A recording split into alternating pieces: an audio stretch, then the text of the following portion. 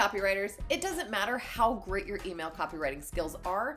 If they're not getting to somebody's inbox, it's doing you absolutely no good. You could have put together the most magnificent email copy ever written, but if it's sitting in the spam folder, it's doing nothing. Email copywriting is in incredibly high demand, and new copywriters everywhere are taking email copywriting courses and building their portfolios and trying to get a piece of that pie. But I'm gonna let you in on a little secret. The number of copywriters that actually understand email deliverability is shockingly low.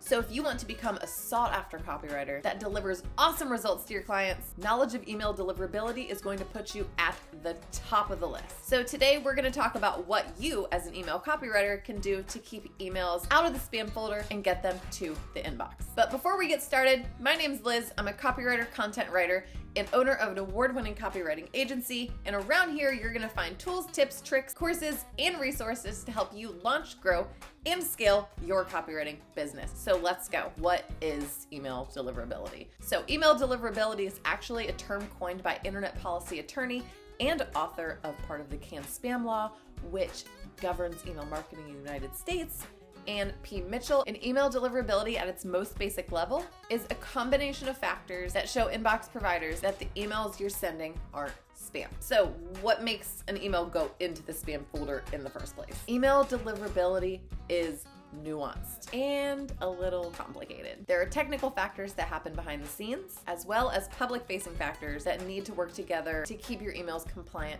with inbox providers. So let's take a look at a few of the biggest factors. You have your technical factors like the SPF, which is the Sender Policy Framework records.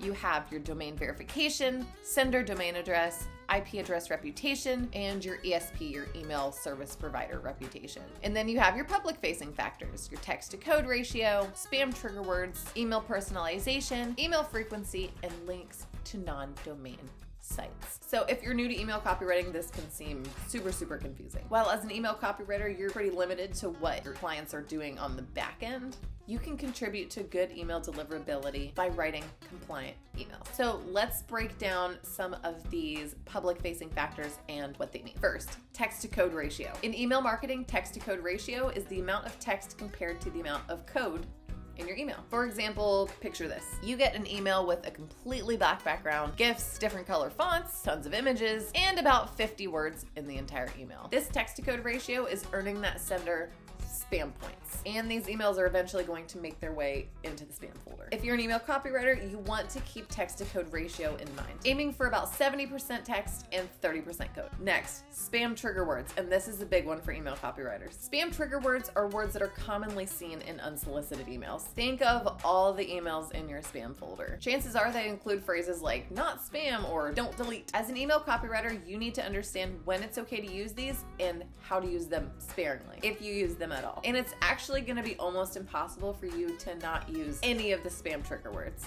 and there are hundreds of them. Next, let's talk about email personalization. When I say personalization, I don't mean sending those triggered emails like in a drip sequence, although that's important to deliverability too. That's a video for another day. When I say email personalization, I mean using the first name tags. Using the first name tags signals to inbox providers that this is an email specifically for the recipient and not just some big spammy blast email to a list you just bought, which, by the way, never purchase email addresses. You'll destroy your reputation with email service providers like MailChimp and ActiveCampaign. So just don't do it, never. And next, email frequency. How often you send your emails matters to deliverability for a number of reasons. One, if you don't send your emails often enough, recipients will forget that they even signed up and they'll just start marking you as spam. And number two, if you send emails too often, your audience is just gonna get annoyed and start marking them as spam if they don't unsubscribe first. As an email copywriter who knows their stuff, you can advise your clients on email sending frequency. The right frequency depends on the industry and the business itself, and it might take some A/B testing to find out the right frequency for your client. And finally, let's talk about links to non-domain sites. You know what spammers do? They send a ton of emails out from a ton of different domains pointing to entirely different domains. This is usually because they've been blacklisted and can't send from their own domain. For example, my domain is lizslyman.com. I want to send emails from my lizslyman.com email address, and I want to include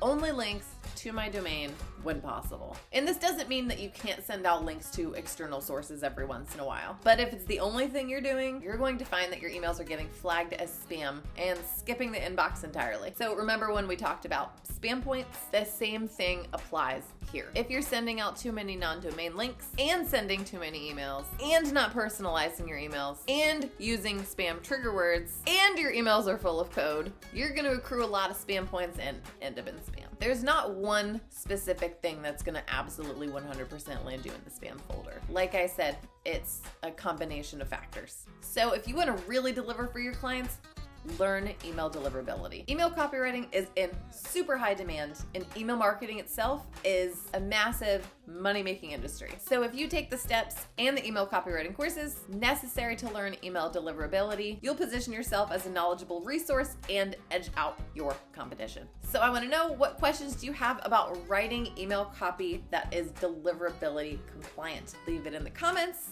And if you like what you saw here today, hit that thumbs up button, subscribe so you never miss an episode, and I'll catch you next time.